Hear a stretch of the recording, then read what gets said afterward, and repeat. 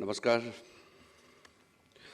Honorable Prime Minister of India, Sri Narendra Modi ji, Honorable Chief Justice of India, Sri N.V. Ramana ji, Honorable Chief Ministers of States, Honorable Judges of the Supreme Court of India, Lieutenant Governors of Union Territories, Honorable Chief Justices of High Courts, former Chief Justice of India, learned Attorney General, learned SG, other senior law officers, my colleagues from Department of Justice, senior officers, friends from media, ladies and gentlemen. It is my honor and privilege to welcome Honorable Prime Minister to the joint conference of Chief Ministers of States and Chief Justices of High Courts, an event aimed to deliberate on ways to deliver timely, affordable, and quality justice to the citizens of this country. We are grateful to you, sir, for sparing your valuable time for this event, and we look forward to your valuable guidance. I extend a hearty welcome to Honorable Chief Justice of India to this confluence of heads of executive and judiciary. With great pleasure, I extend a warm welcome to Honorable Chief Ministers of States, Honorable Judges of Supreme Court, Lieutenant Governors of UTs, Chief Justices of High Courts, and other dignitaries. This august gathering here today is reflective of our collective commitment towards the guiding principles of this government, Sabka Saath, Sabka Vikas, Sabka Vishwas, Sabka Prayas. I am particularly energized by the presence of the Chief Ministers of the states and Chief Justices of High Courts in this conference. Your participation together can give shape and operate the idea of good governance and administration of justice. You are best placed to understand the challenges faced by the common man and measures that are needed to be adopted for enhancing access to justice in this country. This is a unique opportunity for an honest and constructive dialogue between the government and judiciary on finding concrete solutions for efficient delivery of justice. A lot was achieved in the last joint conference held in April 2016. I'm happy and encouraged to note that a lot of ground has since been covered over the last 6 years. This is all due to some praiseworthy collaboration between the executive and judiciary at both central and state levels. I'm happy to state that the centrally sponsored schemes for development of infrastructure facilities for judiciary has been extended till 2025-26 with the budgetary outlay of 9,000 crore, including the central share of 5,307 crore. The COVID pandemic has hard hit our judiciary delivery mechanism. Embarking on the Digital India vision of Honorable Prime Minister, the e-court integrated mission mode project was launched with an objective of improving access to justice using technology. Under the project, 18,735 courts across the country have been computerized. Our courts have risen to the occasion and made use of innovative information and communication technology means to keep justice system accessible to common man through e-filing of cases and hearing through video conferencing. Supreme Court has emerged as a global leader with more than 2.8 lakh virtual hearing. The High Courts and District Courts together have conducted nearly 1.84 crore virtual hearings. Another significant contribution under the e-court project is National Judicial Data Grid, through which lawyers and litigants can access case status information of over 20.23 crore cases and 17.22 crore orders and judgments pertaining to these courts. The data is uploaded on real-time basis by the connected courts. Yet another landmark achievement of e-courts project in the country is the setting up of virtual courts. There are 17 virtual courts functioning in 13 states and UTs, which primarily deal with petty traffic offenses. These courts have covered nearly 1.39 crore cases and realized 236.88 crore online fines. Besides being environmentally friendly, as cases are adjudicated in a paperless manner it has led to saving of judicial manpower and added to the convenience of the citizens.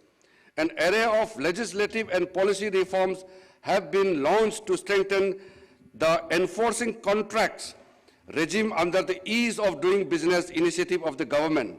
For speedy resolution of commercial cases, the Commercial Courts Act 2015 was passed and again amended in 2018, which led to the establishment of dedicated commercial courts for the first time in Delhi, Mumbai, Kolkata, and Bengaluru, with dedicated infrastructure and exclusive judicial officers and staff. This has led to the focused attention on commercial disputes resolution and their speedy disposal. As part of the agenda of this meeting, it is proposed that in case more than 500 commercial disputes are pending, state governments may consider establishing one more dedicated commercial court for the same. In cases where the pendency is less than 500 commercial disputes, establishment of designated commercial courts may be considered to aid efficient and timely disposal of commercial cases. Emphasis has been made to promote alternative dispute resolution mechanism. The Mediation Bill 2021 is introduced in the Parliament, which is in furtherance of the endeavor of the government to provide parties to a dispute an efficacious remedy avoiding recourse to litigation. I take this opportunity to laud the efforts of NALSA in taking steps to introduce online filing of pre-institution mediation and organizing e-lok adalats, especially during pandemic. I particularly laud all the panel lawyers, paralegal volunteers under SLS, DLSAs, and taluka level state authorities for their outstanding contribution in spreading legal awareness and providing legal aid to citizens in remote corners of the country. I am very happy to inform that Department of Justice is entering into an agreement with NALSA with an aim to create a synergy between schemes, especially Telelaw and Nyay Bandhu. This agreement will facilitate expansion of telelaw services through trained lawyers in every district of the country. I request all the states and union territories to extend their wholehearted support in reaching the unreached. I would like to remind that in order to ensure free and fair delivery of justice, it is extremely important that court complexes work in a safe and sound environment. I request the state government to ensure adequate security to the judges and court complexes. I also urge all other officials of the courts, including the bar associations, to create a conducive and enabling environment in maintaining the decorum of the court and court complexes. I am confident that under the able guidance of Honorable Prime Minister and Honorable Chief Justice of India, we will be able to uphold constitutional principles of justice, equality, and fairness entrusted to us. I have been personally influenced deeply by the philosophy of integral humanism and the concept of Antyodaya, propounded by Pandit Dindayal Upadhyay, which means rise of the last person, which also means justice to the last man standing. This brings me to the end of my welcome address, with strongly endorsing the view of the first Law Minister of India, Dr. B.R. Ambedkar, who said, justice is another name of liberty, equality, and fraternity. Thank you very much. Jai Hind.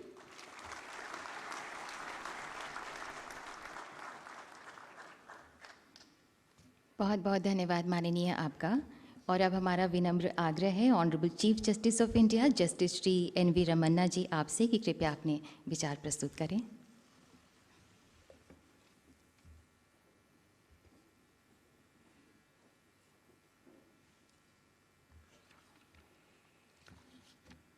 Honorable Prime Minister of India, Sri Narendra Modi ji, Honorable Union Minister for Law and Justice, Sri Kiran Rijiju ji, Brother Justice U.V. Lalit, Sri S.P. Singh Baghela, Minister for State for Law and Justice, Chief Ministers and Ministers from different states, Brother and Sister Judges of the Supreme Court, Sri K.K. Venugopal, Learned Attorney General, Chief Justice of different High Courts, Lieutenant Governors, Judges of High Courts, Chairpersons of the Tribunals, Learned Solicitor General, Additional Solicitor General, Law Officers, Judicial Officers, Media persons, other distinguished guests, ladies and gentlemen. Namaskar. I am very happy to be taking part in the 11th Joint Conference of Chief Ministers and Chief Justices for two reasons. Firstly, because we are meeting after 6 long years. Secondly, amongst the public representatives, this is an opportunity for us to learn from your rich experience, knowledge, and wisdom that you have acquired in public life. You are the live link with the people. In your own way, each one of you is a great opinion builder. Those in public life often come across the grievances of people, including those relating to the judiciary. You are the best placed to enlighten us about the expectations of the people. It is your experience in the field that is going to help us to understand ground realities. I am eagerly looking forward to collaborating with you in identifying and addressing the existing challenges to improve the functioning of the judiciary. All of us are constitutional functionaries, and we abide by the constitutional mandate. The role assigned to each of us needs no reiteration. The Constitution provides for separation of powers between the three organs, clearly outlining their sphere of functioning, delineating their power and responsibilities. It is the harmonious and coordinated functioning among the three organs of the state that has preserved and strengthened the democratic foundation of this great nation over the last 7 decades. While discharging our duties, we all must be mindful of the Lakshmana Rekha. The judiciary would never come in the way of governance if it is in accordance with law. We share your anxiety and concern regarding the welfare of the people. However, at the head of the judiciary, Indian judiciary, I shall attempt to present a broader picture about the judiciary as a whole and highlight the issues that are affecting the system. The 140 crore strong population of the world's largest democracy is bound to test its judiciary. No other constitutional court in the world hears such a wide range of issues in which large number. The situation was foreseen by the first Chief Justice of India, Justice Hiralal Kanya, who had once said, I quote, "This court would be called upon to discharge its duties as perhaps no other court has so far been called upon to do so," unquote. I would like to begin with the identifying few contributing factors for docket explosion in the Indian scenario. If a Tahsildar acts upon a grievance of a farmer regarding land survey or a ration card, the farmer would not think of approaching the court. If a municipal authority or a Gram Panchayat discharges its duty properly, the citizens need not look to courts. If revenue authorities acquired land through due process of law, the courts would not be burdened by land disputes. Apparently, these cases account to 66% of pendency. It is beyond my understanding as to why interdepartmental disputes of the governments or fights between public sector undertakings and the governments end up in courts. If service laws are applied fairly in matters of seniority, pension, and so on, no employee will be compelled to go to courts. It is well known and acknowledged fact that government are the biggest litigants. According to the statistics, it is nearly 50% of the cases. If police investigates properly, fairly, if illegal arrests and custodial torture comes to an end, then no victim will have to approach the courts. Abiding by law and constitution is the key to good governance. However, this is often ignored. The opinions of law departments are not sought in the rush to implement executive decisions. Lack of people, special public prosecutors and standing counsels and the government pleaders in courts is one of the major concerns which needs urgent remedy. The decisions of the court are not implemented by governments for years together. The resultant contempt petitions are a new category of burden on the courts, which is a direct result of defiance by governments. Deliberate inaction by the governments, despite judicial pronouncements, are not good for the health of democracy. The judiciary is also confronted with the issues of the executive willingly transferring the burden of decision-making to it. Although policy-making is not our domain, but if a citizen comes to the court with a prayer to address his grievance, the courts cannot say no. At times, ambiguities in legislation also add to existing legal issues. If the legislature passes a law with clarity of thought, foresight, and with people's welfare in mind, the scope of litigation gets minimized. The legislature is expected to solicit the views of the public and debate the bills clause by clause, threadbare, before enacting a law. When I expressed concern about the passing of laws without much legislative scrutiny on the 15th August last year, I was misunderstood by some quarters. Let there be no doubt, I have the highest regard for the legislature and the elected representatives. I value the role played by each of them in our democracy, right from a ward member to a member of parliament. I was merely pointing towards certain deficiencies. Interestingly, my sentiments of law making in India were shared by none other than the Honorable Lok Sabha Speaker, Sri Om Birla, who reportedly a few weeks back, I quote, "Law should be made after thorough debates and discussions, incorporating the needs of the aspirational sections of the society," unquote. Based on these principles, one can safely summarize that often litigation is triggered because of two major reasons. One is non-performance by various wings of the executive. Second is the legislature not realizing its full potential. I am sure you will all agree with me that these are avoidable burdens on judicial system. On various occasions, I have elaborated on the complexities involved in these issues. I am aware that there are certain concerns with the judicial system also, with regarding to timely delivery of justice and pendency. Pendency is often blamed on the judiciary due to paucity of time. I cannot explain the same in detail now. But a keen look at the websites of the courts will give you an idea about the huge workload on judges. The number of cases filed and disposed on each day is unimaginable. The rising number of frivolous litigations in an area of concern. For example, the well-meaning concept of public interest litigation is at times turning into personal interest litigation. No doubt, PIL has served a lot of public interest. However, it is sometimes being misused to stall projects or pressurize public authorities. These days, PIL has become a tool for those who want to settle scores or corporate rivalry. Realizing the potential for misuse, courts are now highly conscious in the entertaining of the same.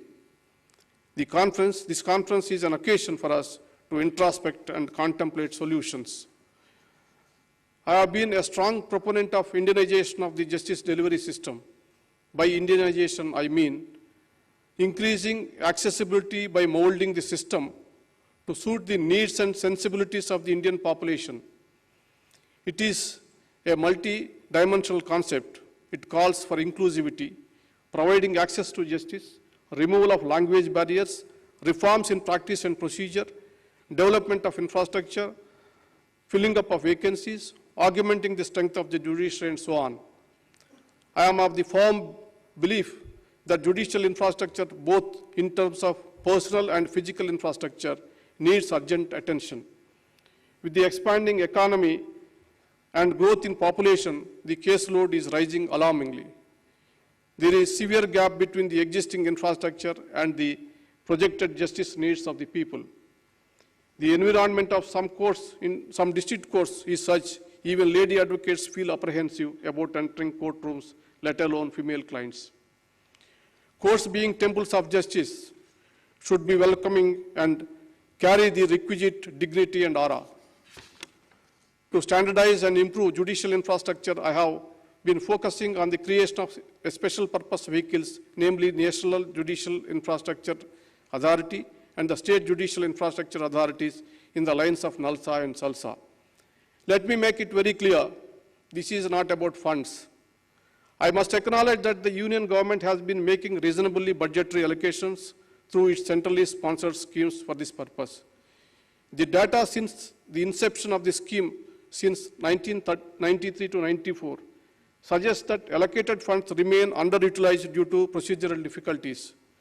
The time has come to move on, form the present ad hoc committees to more streamlined, accountable, and organized structure. I want to dispel apprehensions emerging from certain sections on this proposal. The proposed authorities are not aimed at usurping the powers of any government. The proposed authorities will have representation from all the stakeholders. It must, however, be acknowledged that it is the judiciary which understands best its own needs and requirements. Hence, the present proposal aims to bring infrastructure development under the supervision of special purpose vehicles to be headed by the respective Chief Justices and involve the representatives of central and state governments. Another important factor in promoting access to justice is filling up of the vacancies, increasing and sanction strength of judges. Yesterday, at the Supreme Court Bar Association event, the learned Attorney General Sri K.K. Venugopal also highlighted the issue of vacancies and pendency, expressing concern about the large number of vacancies at different levels in the judiciary. He said, I quote, "How do you expect that we would be able to even make a dent in the pendency of cases?" Unquote. As on today, out of 1,104 sanctioned posts of High Court judges, there are 388 vacancies. From day one, it has been my endeavor to fill up judicial vacancies. We have made 180 recommendations for appointing in various courts during the last 1 year. Out of this, 126 appointments has been made. I thank the Government of India for clearing the names. However, 50 proposals are still waiting for approval. The High Courts have sent 100 names, which is yet to reach us. The data reveals the earnest efforts being made by the judiciary to fill the vacancies. I would like to urge the Honorable Chief Ministers to extend wholehearted cooperation to the Chief Justices in their endeavor to strengthen the district judiciary. When we last met in 2016, the sanction strength of judicial officers in the country was 20,811. Now it is 24,112, which is an increase of 16% in 6 years. On the other hand, in the corresponding period, pendency in district courts have gone up 2 crores 65 lakhs to 4 crores 11 lakhs, which is an increase 54.64%. This data shows how inadequate the increase in the sanction strength is. Unless the foundation is strong, the structure cannot be sustained. Please be generous in creating more posts and filling the vacancies so that our judge population ratio is comparable to advanced democracies. As for sanction strength, we have just around 20 judges for 10 lakh population, which is alarming. Another important aspect of Indianization is inclusivity. The judiciary, as well as every other institution of our democracy, must mirror the social and geographical diversity of the country. I am receiving many representations for introducing local languages in the proceedings before the High Court.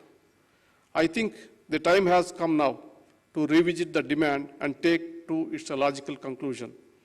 The practice of law before constitutional court should be based on one's intelligence and understanding of law and not mere proficiency in language. The concept of access to justice in India is much broader than simply providing lawyers for representation before courts. I am proud to state that India has one of the best free legal aid services in the entire world. Under the able leadership of Brothers Justice Lalit, legal service authorities are doing a tremendous job. I thank the Government of India and other state governments for providing active support in this area. Brother Justice Kanvilkar is contributing immensely, strengthening the Supreme Court legal service by deploying modern technology. Brother Justice Chandrachud is adding huge value to the e-courts project. His efforts will ultimately lead to much needed modernization of the Indian judiciary. Brother Justice L. Nageswara heading a committee of artificial intelligence, whose work I believe is going to revolutionize the way the judiciary functions. I thank each one of them. Honorable Chief Ministers and Chief Justices, all that I can say is that it is the active collaboration based on our collective wisdom that can take us forward. Please remember, it is only the judicial process that is adversarial, not the judges or their judgments. We are merely discharging our constitutionally assigned role. Judgments are meant for delivering justice and should be seen as such. Let us work together for fulfilling the constitutional mandate. As Aristotle once said, law should govern and those in power should be servants of the law. I am sure the thoughts and concerns that you are going to share in this conference today will be placed before the government of India. I am confident that the points which are actionable at the level of government of India will receive deserving attention. I take this opportunity to thank the Honorable President of India, Sri Ramnath Kovindji, who always been a pillar of support for us. Being an accomplished lawyer himself, he has a practical understanding of the Indian legal system and has always been extremely supportive for all our endeavors. It was at his behest that the project of translating Supreme Court judgments to Indian languages was initiated. He graciously took out time to interact with us yesterday night over a dinner. We are grateful for the same. I am very happy that the Honorable Prime Minister Modi ji has taken out time for his busy schedule to share his thoughts on this occasion. He had readily agreed to lend his support to the legal awareness mission in the interest of increasing accessibility. I thank him for his continued support to the judiciary. My dear friend, Mr. Rijuji deserves special thanks, promptly responding to my suggestion to bring together the Chief Ministers and the Chief Justice for this event. I am very happy to work with him, such a young and energetic law minister who is keen on improving the legal system in India. I would like to thank my brother and sister judges of the Supreme Court who have given their full support to this event.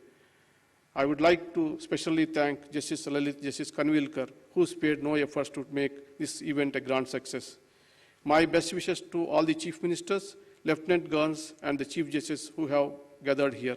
I thank them for traveling to the national capital despite the short notice and their busy schedules. Your continued support is highly appreciated. I would like to thank the Secretary General, the Registrars of the Supreme Court and other staff, Secretary of Ministry of Law and Justice, and other officials of the Ministry who work day and night to ensure the success of this event.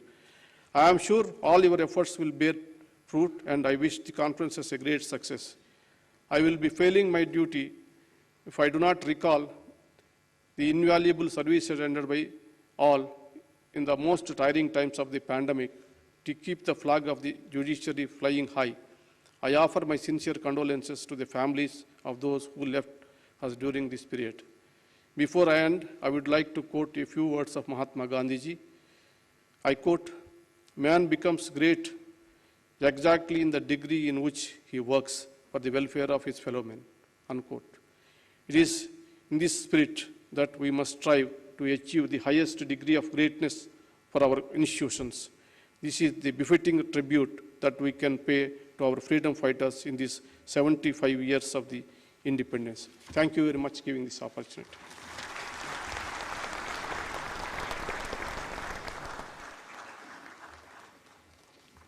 बहुत बहुत धन्यवाद माननीय आपका।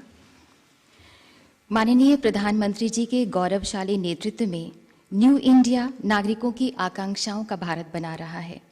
सबका साथ, सबका विकास, सबका विश्वास, सबका प्रयास अब सबका उत्साह बनता जा रहा है। लोकतंत्र के मंदिर में सर झुकाने वाले माननीय प्रधानमंत्री जी न्याय सबके लिए के प्रति हृदय से समर्पित हैं और पंक्ति में खड़े आखिरी व्यक्ति के लिए भी फिक्रमंद हैं। माननीय प्रधानमंत्री जी से हमारी विनम्र अनुनय है कि कृपया हम सबका मार्गदर्शन करें।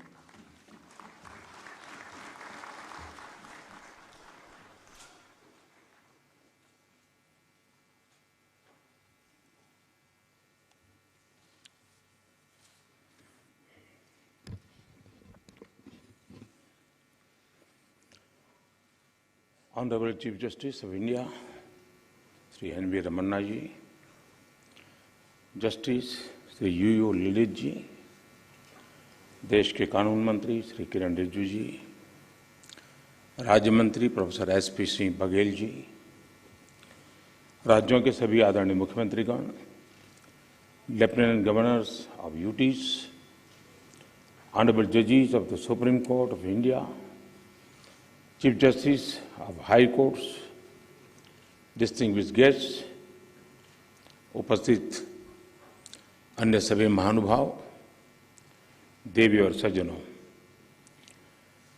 राज्य के मुख्यमंत्रियों और हाई कोर्ट के मुख्य न्यायाधीशों की ये जॉइंट कॉन्फ्रेंस हमारी संवैधानिक खूबसूरती का सजीव चित्रण है। मुझे खुशी है कि इस अवसर पर मुझे भी आप सबके बीच कुछ पल बिताने का अवसर मिला है।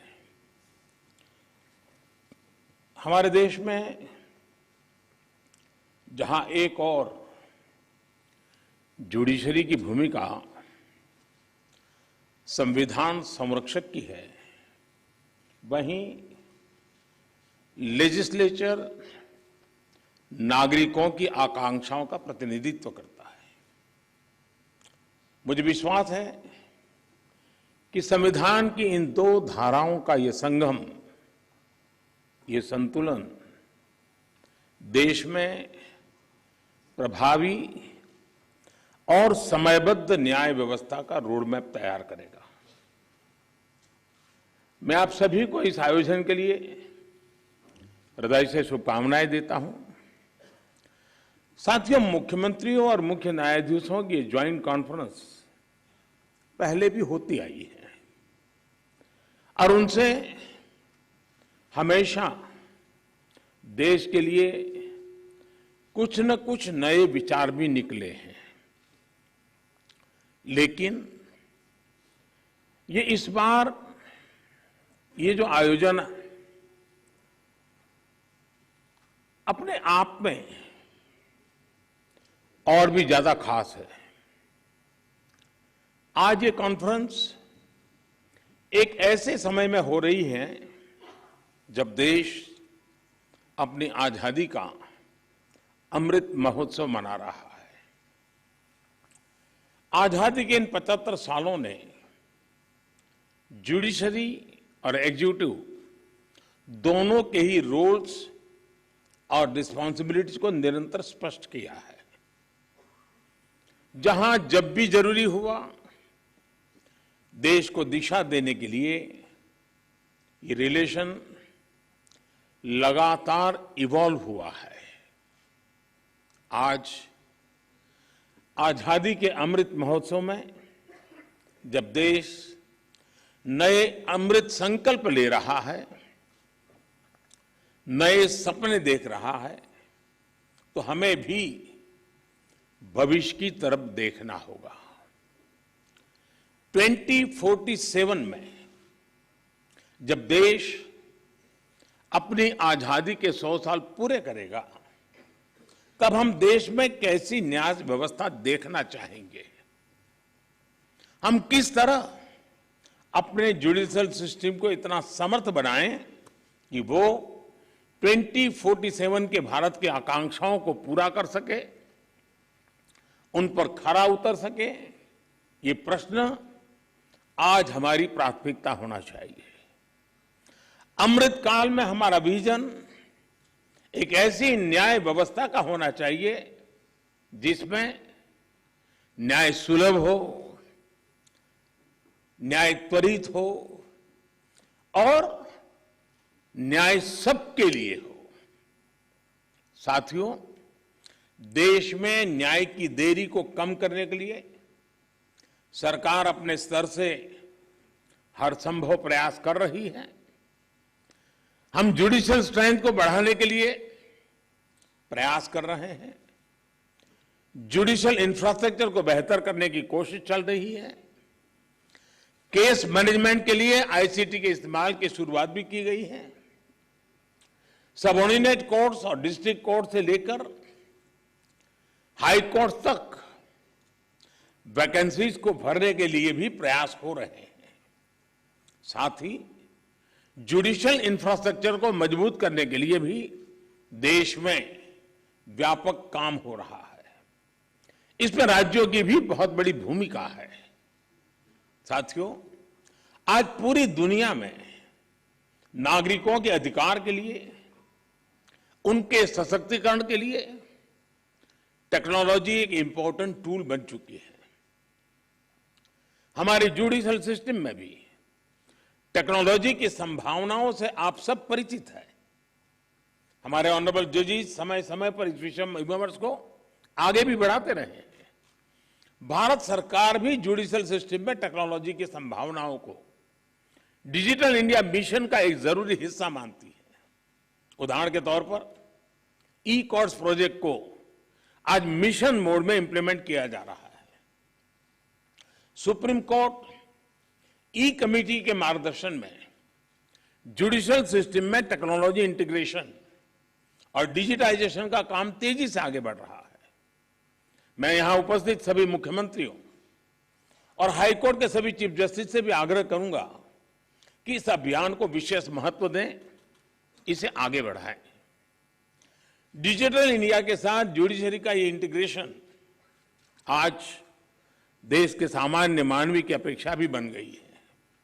आप देखिए, आज कुछ साल पहले डिजिटल ट्रांजैक्शन को हमारे देश के लिए असंभव माना जाता था। लोगों को लगता था, लोग शक करते थे, अरे ये हमारे देश में कैसे हो सकता है। और ये भी सोचा जाता है इसका स्कोप केवल शहरों तक ही सीमित रह सकता है, उससे आगे बढ़ नहीं सकता है। लेकिन आज छोटे कस्बों और यहां तक गांवों में भी डिजिटल ट्रांजैक्शन आम बात होने लगी है।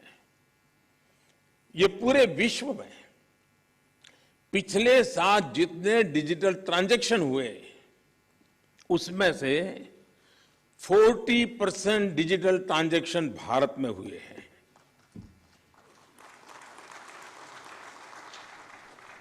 सरकार से जुड़ी वो सेवाएं जिनके लिए पहले नागरिकों को महीनों ऑफिसेज के चक्कर काटने पड़ते थे, वो अब मोबाइल पर अवेलेबल हो रही है। ऐसे में स्वाभाविक है जिस नागरिक को सेवाएं और सुविधाएं ऑनलाइन उपलब्ध हो रही हैं, वो न्याय के अधिकार को लेकर भी वैसे ही अपेक्षाएं करेगा।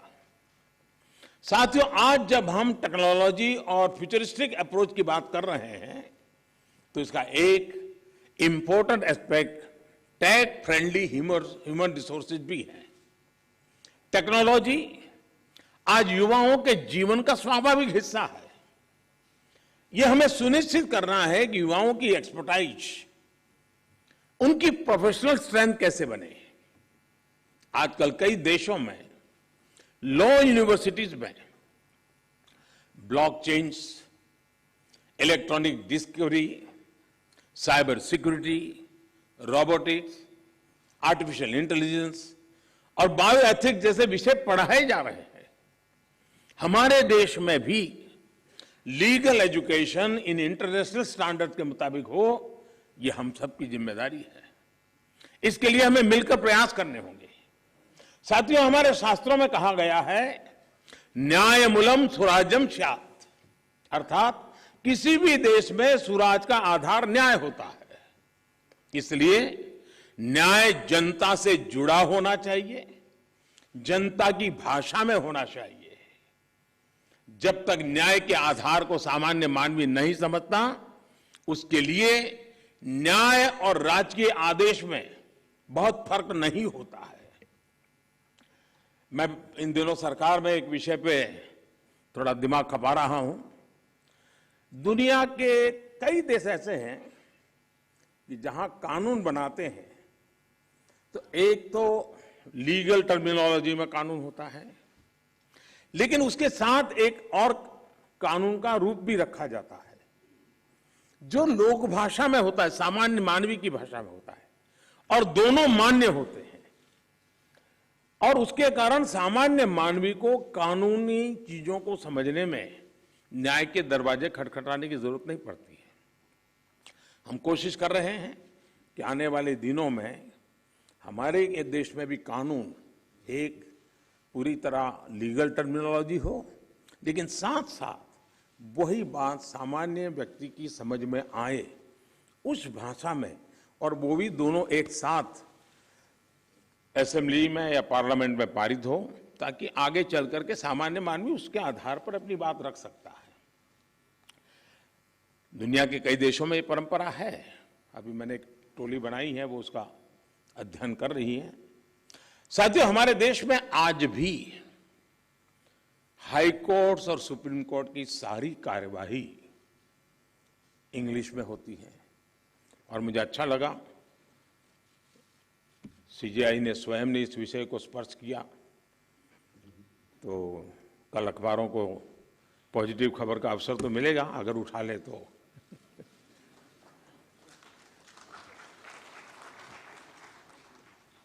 नहीं, उसके लिए बहुत इंतजार करना पड़ेगा। साथियों, एक बड़ी आबादी को न्यायिक प्रक्रिया से लेकर फैसलों तक को समझना मुश्किल होता है। हमें इस व्यवस्था को सरल और आम जनता के लिए ग्राह्य बनाने की जरूरत है। हमें कोर्ट्स में स्थानीय भाषाओं को प्रोत्साहन देने की जरूरत है। इससे देश के सामान्य नागरिकों का न्याय प्रणाली में भरोसा बढ़ेगा, वो उससे जुड़ा हुआ महसूस करेगा। अब इन समय हम एक कोशिश कर रहे हैं कि टेक्निकल एजुकेशन और मेडिकल एजुकेशन मातृभाषा में क्यों नहीं होना चाहिए। हमारे बच्चे जो बाहर जाते हैं दुनिया की वो भाषा कोशिश करते हैं पढ़ करके फिर मेडिकल कॉलेज की, तो हम हमारे देश में कर सकते हैं। और मुझे खुशी है कई राज्यों ने मातृभाषा में टेक्निकल एजुकेशन, मेडिकल एजुकेशन के लिए कुछ इनिशिएटिव लिए हैं। तो आगे चल करके उसके कारण गांव का गरीब का बच्चा भी जो भाषा के कारण रुकावटें महसूस करता है, उसके लिए सारे रास्ते खुल जाएंगे। और ये भी तो एक बड़ा न्याय है, ये भी एक सामाजिक न्याय है। सामाजिक न्याय के लिए न्यायपालिका के तराजू तक जाने की जरूरत नहीं होती है। सामाजिक न्याय के लिए कभी भाषा भी बहुत बड़ा कारण बन सकती है। साथियों, एक गंभीर विषय सामान्य आदमी के लिए कानून की पेचीदगियां भी है। 2015 में हमने करीब 1800 ऐसे कानूनों को चिन्हित किया था जो अप्रासंगिक हो चुके थे। इनमें से जो केंद्र के कानून थे, ऐसे 1450 कानूनों को, 1450 कानूनों को हमने खत्म किया। लेकिन राज्यों की तरफ से केवल 75 कानून ही खत्म किए गए हैं। मैं आज सब बड़ी आदरणीय मुख्यमंत्रीगण यहां बैठे हैं, मैं आपसे बहुत आग्रह करता हूं कि अपने राज्य के नागरिकों के अधिकारों के लिए, उनकी ईज ऑफ लिविंग के लिए आपके यहां भी ये कानूनों का इतना बड़ा जाल बना हुआ है, काल बाह्य कानूनों में लोग फंसे पड़े हैं, उन कानूनों को निरस्त करने की दिशा में आप कदम उठाइए। लोग बहुत आशीर्वाद देंगे जी। साथियों, न्यायिक सुधार केवल एक नीतिगत विषय या पॉलिसी मैटर ही नहीं है। देश में लंबित करोड़ों केसेस के लिए पॉलिसी से लेकर टेक्नोलॉजी तक हर संभव प्रयास देश में हो रहे हैं, और हमने बार बार इसकी चर्चा भी की है। इस कॉन्फ्रेंस में भी आप सब एक्सपर्ट्स इस विषय पर विस्तार से बात करेंगे ही, ये मुझे पर विश्वास है। और मैं शायद बहुत लंबे अरसे तक इस मीटिंग में बैठा हुआ हूं, शायद जजीज को ऐसी मीटिंग में आने का जितना अवसर मिला होगा उससे ज्यादा मुझे मिला है, क्योंकि मैं कई वर्षों तक मुख्यमंत्री के रूप में इस कॉन्फ्रेंस में आता रहता था। अब यहाँ बैठना मौका आ गया है तो यहाँ से आता रहता हूँ। तो एक प्रकार से मैं इस महफिल में सीनियर हूँ।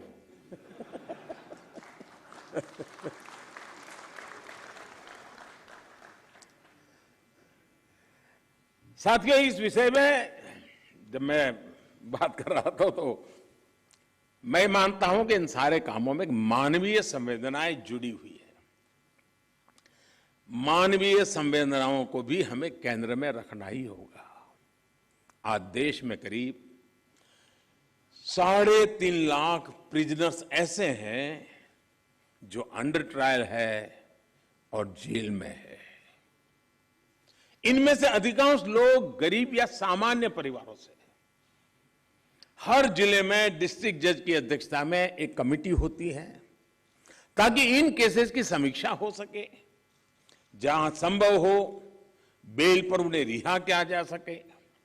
मैं सभी मुख्यमंत्रियों और हाई कोर्ट के जजेस से अपील करूंगा कि मानवीय संवेदनाओं, उन संवेदनाओं और कानून के आधार पर इन मामलों को भी अगर संभव हो तो प्राथमिकता दी जाए। इसी तरह न्यायालयों में और खासकर स्थानीय स्तर पर लंबित मामलों के समाधान के लिए मध्यस्थता, मीडिएशन भी एक महत्वपूर्ण जरिया है। हमारे समाज में तो मध्यस्थता के जरिए विवादों के समाधान की हजारों साल पुरानी परंपरा है। आपसी सहमति और परस्पर भागीदारी, ये न्याय की अपनी एक अलग मानवीय अवधारणा है। अगर हम देखें तो हमारे समाज का वो स्वभाव कहीं ना कहीं अभी भी बना हुआ है। हमने हमारी उन परंपराओं को खोया नहीं है। हमें इस लोकतांत्रिक व्यवस्था को मजबूत बनाने की जरूरत है। और जैसे चीफ साहब ने ललित जी की तारीफ की, मैं भी करना चाहूंगा। उन्होंने पूरे देश में भ्रमण किया, हर राज्य में गए इस काम के लिए, और सबसे बड़ी बात है कोरोना काल में गए। साथियों, मामलों का कम समय में समाधान भी होता है, न्यायालयों का बोझ भी कम होता है और सोशल फैब्रिक भी सुरक्षित रहता है। हमने इसी सोच के साथ संसद में मीडिएशन बिल को भी एक अम्ब्रेला लेजिस्लेशन के रूप में भी पेश किया है। अपनी रीच लीगल एक्सपर्टाइज के साथ हम मीडिएशन से सॉल्यूशन की विधा में ग्लोबल लीडर बन सकते हैं। हम पूरी दुनिया के सामने एक मॉडल पेश कर सकते हैं। मुझे पूरा भरोसा है कि प्राचीन मानवीय मूल्यों और आधुनिक अप्रोच के साथ इस कॉन्फ्रेंस में ऐसे सभी विषयों पर आप सब विद्वज्जन विस्तार से चर्चा करके, मंथन करके उस अमृत को लाओगे जो शायद आने वाली पीढ़ियों तक काम आएगा। इस कॉन्फ्रेंस में जो नए आइडियाज निकलेंगे, जो नए निष्कर्ष निकलेंगे, वो नए भारत की आकांक्षाओं को पूरा करने का माध्यम बनेंगे। इसी विश्वास के साथ मैं फिर एक बार आप सबके मार्गदर्शन के लिए मैं आपका आभारी हूं, और मैं सरकार की तरफ से ये विश्वास दिलाता हूं कि देश के न्याय व्यवस्था के लिए सरकारों ने जो करना होगा, चाहे राज्य सरकार हो, केंद्र सरकार हो, वो भरसक प्रयास करेगी ताकि हम सब मिलकर के देश के कोटि कोटि नागरिकों की आशा अपेक्षाओं को पूर्ण कर सके। और 2047 में देश जब आजादी के 100 साल मनाए, तब हम न्याय के क्षेत्र में भी और अधिक गौरव के साथ, और अधिक सम्मान के साथ, और अधिक संतोष के साथ आगे बढ़े। यही मेरी बहुत बहुत शुभकामना है। बहुत बहुत धन्यवाद।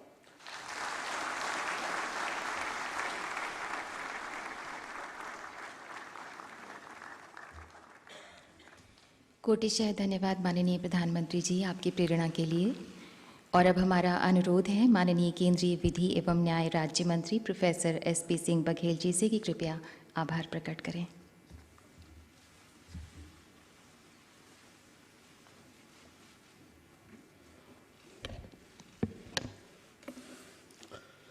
माननीय प्रधानमंत्री श्री नरेंद्र मोदी जी, भारत के मुख्य न्यायाधीश माननीय श्री न्यायमूर्ति एन.वी. रमन्ना जी, माननीय विधि एवं न्याय मंत्री श्री किरण रिजिजू जी, माननीय श्री न्यायमूर्ति यू ललित जी, राज्यों के माननीय मुख्यमंत्रीगण, उच्चतम न्यायालय के माननीय न्यायाधीशगण, संघ राज्य क्षेत्रों के उपराज्यपाल एवं प्रशासक, सभी उच्च न्यायालयों के मुख्य न्यायाधीश, राज्यों के कानून मंत्री, गणमान्य व्यक्तियों, देवियों एवं सज्जनों, नमस्कार।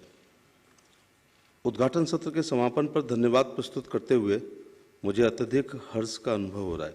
सबसे पहले मैं इस सम्मेलन में अपना बहुमूल्य समय देकर उपस्थित होने के लिए माननीय प्रधानमंत्री जी को धन्यवाद देना चाहता हूं। ऐसे आयोजन को अपना गरिमामय नेतृत्व देकर आपने कॉर्पोरेटिव फेडरलिज्म पर अपना विश्वास एक बार पुनः व्यक्त किया है। महोदय, अप्रैल 2016 में आयोजित पिछले सम्मेलन के दौरान आपने न्यायपालिका में आम आदमी के भरपूर विश्वास का उल्लेख किया था। महोदय, तब आपने अंग्रेजों के शासनकाल से चले आ रहे अप्रचलित कानूनों को समाप्त करने पर जोर दिया था। इस दिशा में 1468 अप्रचलित कानूनों को खत्म करने में आपके नेतृत्व वाली सरकार कामयाब रही। महोदय, आपने अदालतों में लंबित मामलों को लेकर भी चिंता व्यक्त की थी। यद्यपि लंबित मामले खत्म नहीं हुए हैं, तथा आप केंद्र सरकार, राज्य सरकारें एवं न्यायपालिका एक साथ मिलकर इसके लिए काम कर रही हैं और आज के तकनीकी सत्रों में इस मुद्दे पर सकारात्मक चर्चा होगी, ऐसा मेरा विश्वास है। आपके नेतृत्व में परिकल्पना की गई डिजिटल इंडिया ने सूचना प्रौद्योगिकी के क्षेत्र में अभूतपूर्व क्रांति लाने का काम किया है। मुझे विश्वास है कि सूचना एवं संचार प्रौद्योगिकी तथा कृत्रिम बुद्धिमत्ता का प्रयोग करके इस गंभीर समस्या का भी समाधान निकालने में आज न्यायपालिका और कार्यपालिका के यहाँ उपस्थित विद्युत जन सक्षम होंगे। 6 वर्ष के लंबे अंतराल के बाद इस साल फिर से समारोह को आयोजित कराने में माननीय मुख्य न्यायाधीश की भूमिका अत्यधिक महत्वपूर्ण रही है। मैं उनके मार्गदर्शन के लिए आभारी हूँ, उन्हें कोटिश धन्यवाद देता हूँ। माननीय विधि एवं न्याय मंत्री इस कार्यक्रम के आयोजन का प्रेरणा स्रोत रहे हैं। उन्होंने समय समय पर सम्मेलन की तैयारी से जुड़े सभी मुद्दों पर बारीकी से चर्चा की है और इस सम्मेलन से एक सफल निष्कर्ष प्राप्त हो, इसके लिए हमें लगातार प्रेरित करते रहे हैं। मैं माननीय विधि एवं न्याय मंत्री जी को उनके मार्गदर्शन के लिए धन्यवाद देता हूं। आज देश के विभिन्न राज्यों के मुख्यमंत्री जी, मंत्रीगण, संघ राज्य क्षेत्रों के उपराज्यपाल एवं प्रशासक इस सभागार में उपस्थित हैं, जो अपनी अत्यधिक व्यस्तता के बावजूद भी इस कार्यक्रम में भाग लेने आए हैं। इनमें से प्रत्येक का उल्लेख करना कठिन होगा, इसलिए मैं उन तमाम मुख्यमंत्रियों, उपराज्यपालों, मंत्रीगण एवं प्रशासकों के प्रति हृदय से आभार प्रकट करता हूं, जो इस कार्यक्रम का महत्व समझकर यहां पधारे हैं। मैं आगामी कार्य सत्र के दौरान उनके बहुमूल्य योगदान की कामना करता हूं। आज हमारे साथ सभी उच्च न्यायालयों के मुख्य न्यायाधीश हैं, जो हमारे देश की न्याय व्यवस्था के सबसे मजबूत स्तंभ हैं। इस सम्मेलन से पहले ही वे आपस में एक पूरे दिन चर्चा कर चुके हैं और आज समस्याओं के समाधान के लिए वे अपना सकारात्मक सुझाव देने में सक्षम होंगे। जब राज्य की न्यायपालिका के शीर्ष न्यायाधीश और मुख्यमंत्री एक साथ मिलकर मुद्दों पर विचार विमर्श करते हैं तो समाधान खोजना बहुत आसान होता है। मैं उच्च न्यायालयों के सभी मुख्य न्यायाधीशों को धन्यवाद देता हूं। मैं सरकार के उन सभी वरिष्ठ अधिकारियों, दिल्ली के जिला न्यायाधीशों और न्यायिक अधिकारियों, अधिवक्ताओं, विधि के छात्रों, अध्यापकों एवं उपस्थित सभी गणमान्य व्यक्तियों को धन्यवाद देता हूं, जिन्होंने इस सम्मेलन में भाग लेने के लिए अपना बहुमूल्य समय निकाला। आज के सम्मेलन के लिए काफ़ी कम समय में व्यवस्था करने में न्याय विभाग की छोटी सी टीम ने कोई कसर नहीं छोड़ी है। मैं सचिव न्याय और न्याय विभाग के अपने सभी सहयोगियों को इस सम्मेलन को सफल बनाने के लिए किए गए योगदान के लिए धन्यवाद देता हूँ। इस स्तर के सम्मेलन के सफल आयोजन के लिए अन्य कई विभागों और एजेंसियों के सहयोग की आवश्यकता होती है। मैं उच्चतम न्यायालय की रजिस्ट्री के साथ साथ उन सभी विभागों से जुड़े हुए हर व्यक्ति को धन्यवाद देना चाहता हूं, जिनका योगदान इस कार्यक्रम के आयोजन में है। मैं मीडिया बंधुओं का भी आभार प्रकट करना चाहूँगा। अंत में मैं सभागार में उपस्थित अन्य सभी गणमान्य व्यक्तियों को धन्यवाद देता हूँ और इस विश्वास के साथ आपसे आज्ञा चाहता हूँ कि आज आयोजित किए जा रहे दोनों तकनीकी सत्रों में समस्याओं पर ऐसा विचार मंथन हो जिससे देश की न्याय प्रणाली में क्रांति आए और हमारे नागरिकों के लिए पहले से कहीं अधिक त्वरित एवं पारदर्शी न्याय सुनिश्चित हो। जय हिंद।